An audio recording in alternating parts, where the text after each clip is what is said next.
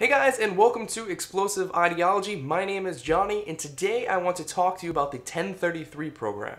If you don't know what the 1033 program is, let me explain it to you. The 1033 program is a program that lets the Department of Defense give surplus military equipment to state and local law enforcement agencies. While this program was originally meant for the war on drugs, many departments use this as a way to keep their budgets lower, especially smaller departments. In 2015, President Barack Obama, with the help of an executive order, put a stop to police getting some of this military equipment and restricted them getting others. He did this because he felt like police were looking like an occupying force instead of a force that's there to protect and to help the community. Around this time and now, people were concerned about the militarization of police, or police becoming more like the military. Now, President Trump is rescinding the executive order that President Obama put forward, and it's getting a lot of people upset, but it shouldn't. This program allows departments to reduce their budgets as well as help protect people. First, let me tell you some of the items on the banned list and on the restricted list. Some of the things on the banned lists were grenade launchers, tracked vehicles, bayonets, and high-powered rifles. Now you might be asking yourself, why would police need those things? Doesn't sound like police would actually need those. Well, for the things that I've mentioned, I can pretty much explain why they would need all of those. Grenade launchers, it sounds scary. A big grenade launcher. Why would police need a grenade launcher? Well, riot police use grenade launchers to launch gas and flashbang grenades into riots from a safe distance. Bayonets wouldn't be used as bayonets. They wouldn't be fixed onto rifles and police charging into places with bayonets. They're used as normal utility knives because that's what a bayonet is. It's just a knife. As Sheriff Jeff Shaver of Cherokee County, Alabama said, "I guess they call it a bayonet on the inventory, but it's actually a knife. We're out in the woods doing rescues. We use them for cutting rope, cutting seatbelts, things like that." Another one of these things is tracked military armored vehicles. You might say, well, why do they need a tracked armored vehicle? Well, suppose you have somebody shooting at cops, shooting at civilians, and it's very snowy out, like 2 feet of snow, and you're gonna try to drive an armored truck into that snow. It's not gonna do so well. Using tracked armored vehicles is a lot better on certain terrains like snow, mud, things like that, where tires would not be a good option with something so heavy. Many departments are in a location where winter really sucks. As for large caliber weapons, I, as an American, can own level 4 body armor. Level 4 body armor is slated to withstand a 7.62 armor piercing round. If you don't know a lot about guns, that's fine. But it's meant to stop a bullet from an AK-47 that's meant to pierce through armor. Level 4 body armor can stop that. We have some 308 black tip armor penetrating round, some 308 silver tip, which is the armor penetrating incendiary round.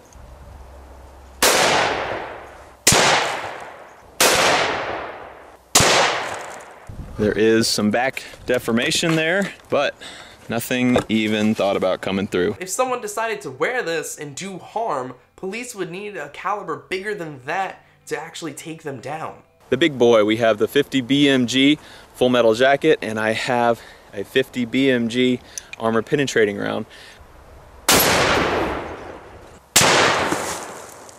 First plate entry hole and exit hole. Some of the things on the restricted list were a bit ridiculous. Things like just normal police gear, ammo, and rifles. This made it harder for departments to actually acquire these items to lower their budgets. Armored vehicles, ammo, rifles are needed in almost every department in the United States because crime can happen anywhere and people can have and wear body armor anywhere.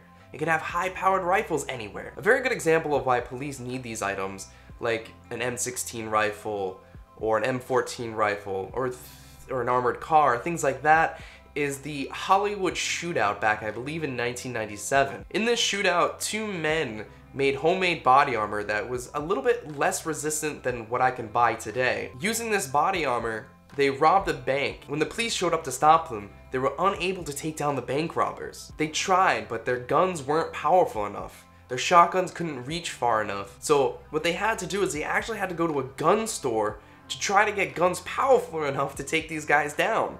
On top of that, they had to commandeer an armored truck from a bank to go in and try to save people's lives, cops that had been shot, people that had been shot, because they just couldn't get to them. The bank robbers were using high-powered rifles that pretty much any American can own. Fired, automatic fire, 47, there is an officer down. It just went right through police cars like butter. And because they didn't have an armored car right away, they couldn't help and get to them. And a good point to make about this is people say that having these armored cars and having these high-powered guns are too much. The problem is cops have had armored cars and high-powered rifles and such since the 1930s. One thing I really want to point out and try to make clear to people is, as an American, I can own a Barrett 50 caliber sniper rifle. It has an effective range of about 1.1 miles, or roughly I think 1.8 kilometers. Now, the round of a Barrett 50 cal sniper rifle is about that big. The 50 BMG. The bullet itself is pretty hefty. Now this bullet can actually penetrate half an inch of steel like butter.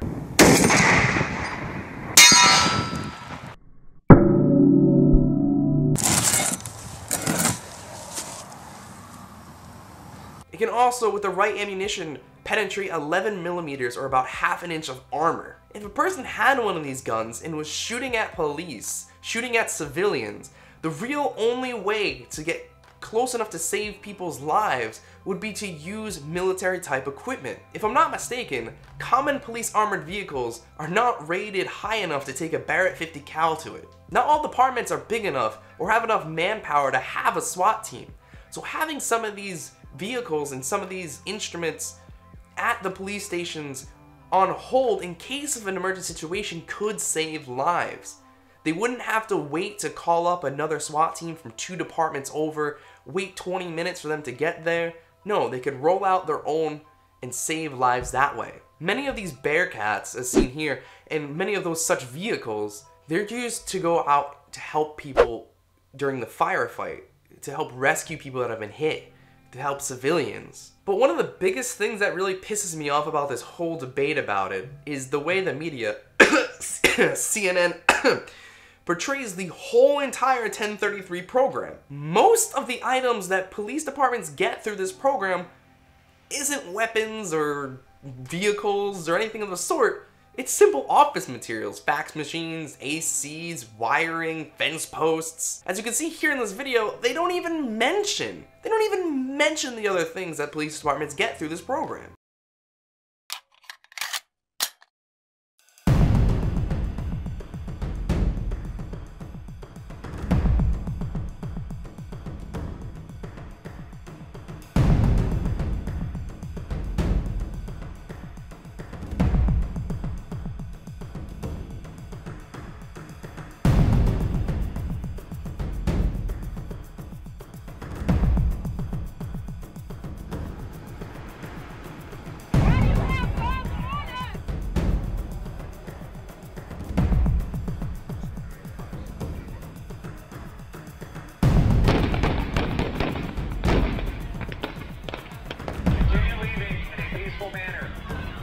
Again, return to your vehicle.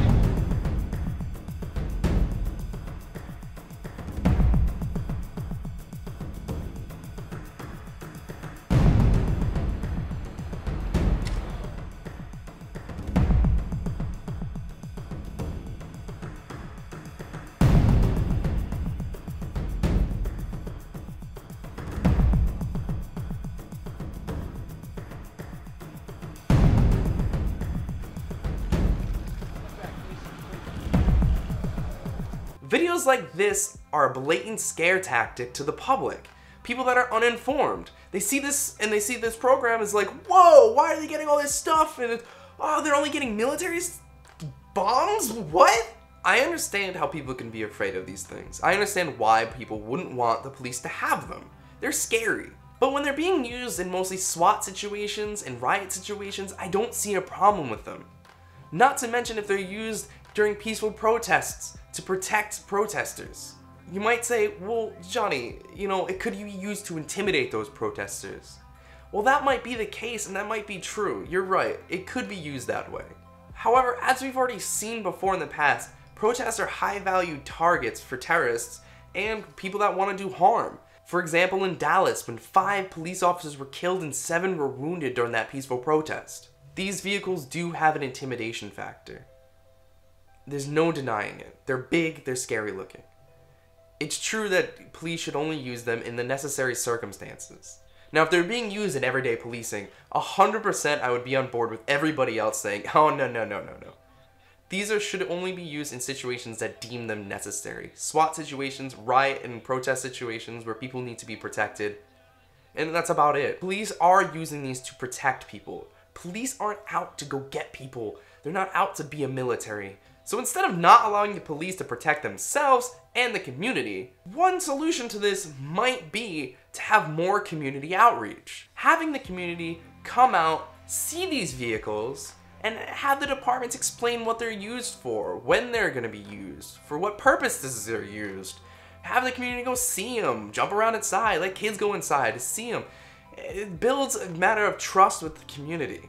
However, all in all, departments really do need these items. They do need these armored vehicles. They do need these rifles.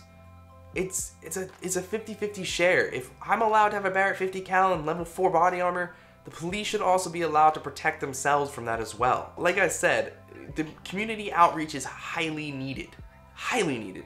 Especially if you have intimidating items such as these. Go out, talk to the community about why you have them. Have a community day, have people come out and see them. Everything like that. Let the community be relaxed. So when they see these items out, they know that they're there to protect them, not to intimidate them. However, like I said, this is a conversation, so I want you to leave your thoughts down in the comments below. Do you feel like police really do need these? Do you feel like they don't? Tell me why, I'd love to know. Also, here's another question that's been a very interesting question to think about for me. Why is it a bad thing for police to intimidate people during a protest to stop it from becoming a riot? Now, make sure you understand what I'm saying. Not to stop them from protesting, but to stop them from becoming a riot. This might seem a little weird, but I thought of it myself and I don't know the answer to this question. I thought, well, they shouldn't be intimidating people at a protest because it's a protest, it's your American right, you should be doing it. But as we've seen lately, a lot of protests spiral out of control and end up in these huge riots. So let me know how you feel about that question and how you feel about this video down in the comments below, and I'll see you next time.